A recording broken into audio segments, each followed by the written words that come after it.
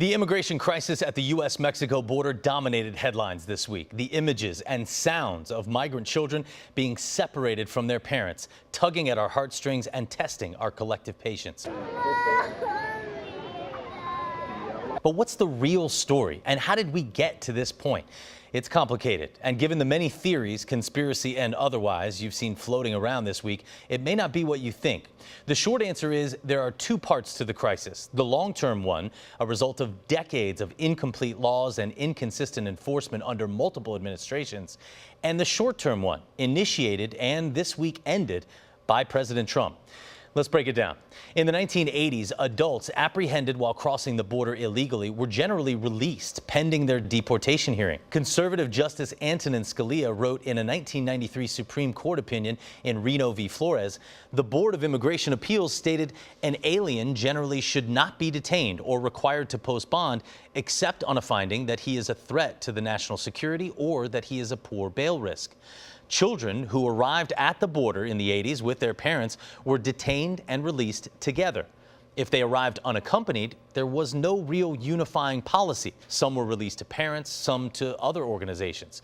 So in 1984, responding to an increase in unaccompanied minors trying to enter illegally, INS, the U.S. Immigration and Naturalization Service, the precursor to ICE and Border Patrol, began holding minors indefinitely unless they could be released to a parent or lawful guardian, except in unusual and extraordinary cases.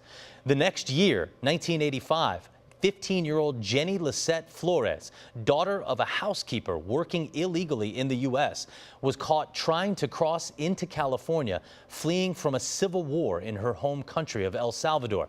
She and other minors like her were subjected to poor conditions in custody, including strip searches and detainment with adult strangers.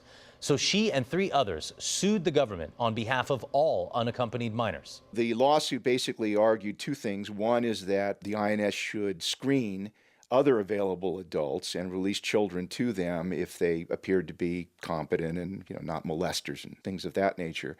And then secondly, that the government needed to improve the conditions existing in facilities in which it held minors to meet minimum child welfare standards. A judge ordered Jenny to be released, and the case eventually made its way to the Supreme Court, which ruled 7-2 that minors had no constitutional right to be released to responsible adults. But since they argued the conditions they were being held in were still not good enough, the legal fight continued until 1997, when the two sides created the Flores Settlement Agreement. Fast forward 20 years, that is the agreement still at the center of all this current drama today. It does not require families to be separated at the border. In fact, it does the opposite. Among other things, the Flores Agreement stipulates minimum conditions. It says minors should be held in safe and sanitary facilities with access to toilets, sinks, drinking water, medical assistance, emergency services, proper temperature control, and protection from strangers. And crucially, contact with family members who were arrested with the minor. That is the agreement that governs this situation today. Children are to be held with their families or released to a parent, relative, or other adult who meets certain requirements. Illegal immigration of unaccompanied minors has been increasing from around 6,000 in 1990, about 8,000 in 2008, to a peak of nearly 70,000 in 2014. In 2015, the Obama administration tried to respond to that increase, holding families together indefinitely for as long as it takes to process their immigration cases and deport them. It's the same thing President Trump wants to do in this past week's executive order. The Ninth Circuit Court of Appeals, the most liberal in the country, blocked the family detention policy, saying the Obama administration couldn't use it as a deterrent, which is why many experts think Trump's executive order won't withstand legal scrutiny, since there are now fewer kids trying to cross than there were in 2015 when Obama tried it. And it's why Trump and other officials, many experts think, have been wary to officially call it a deterrent. The Ninth Circuit also ruled that kids, with or without parents, couldn't be held in custody for more than 20 days.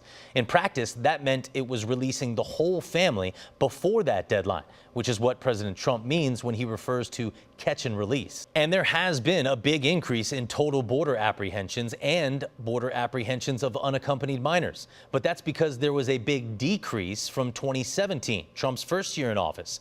This year's numbers are much more in line with previous years and nowhere near the peak of more than 1.6 million we saw in 1986 and the year 2000. So there's nothing in the law mandating these separations. A first offense of illegal entry is a federal misdemeanor. Many people are deported after time served, and the Flores and Trafficking Acts spell out how to handle the minors. It was the Trump administration's implementation of a zero-tolerance policy in April that began this most recent crisis and the separation of those 2,300 kids. This administration has a simple message. If you cross the border illegally, we will prosecute you. The policy prosecutes all those trying to enter illegally, and it does it first as soon as the migrants try to enter. That is what's creating the immediate separations of these kids from their parents. And it doesn't have to be that way. The president ended it this week with the stroke of his pen, as quickly as he started it back in April with the implementation of zero tolerance. So we're keeping families together, and this will solve that problem. At the same time, we are keeping a very powerful border, and it continues to be a zero tolerance. But to process these families without releasing them, he'll need bigger facilities since most of them are overcrowded and can't house all these cases. And he asked for that in this week's executive order. We, as a country, can't house everyone who wants to come here. Attorney General Jeff Sessions cited a Gallup poll when announcing the zero tolerance policy, stating that 150 million people around the world want to immigrate to the U.S. To fix this problem long term, we'll need a better solution. Congress could end the Flores agreement with legislation, for example, and we'll need a way to ensure that we're not encouraging people to come here illegally, but we're treating them humanely and not creating a humanitarian crisis either. And the president will need to lead. Many of these people are fleeing violence and corruption in Central America. Until we can help stabilize that region and fix the need to come here, these problems will likely continue.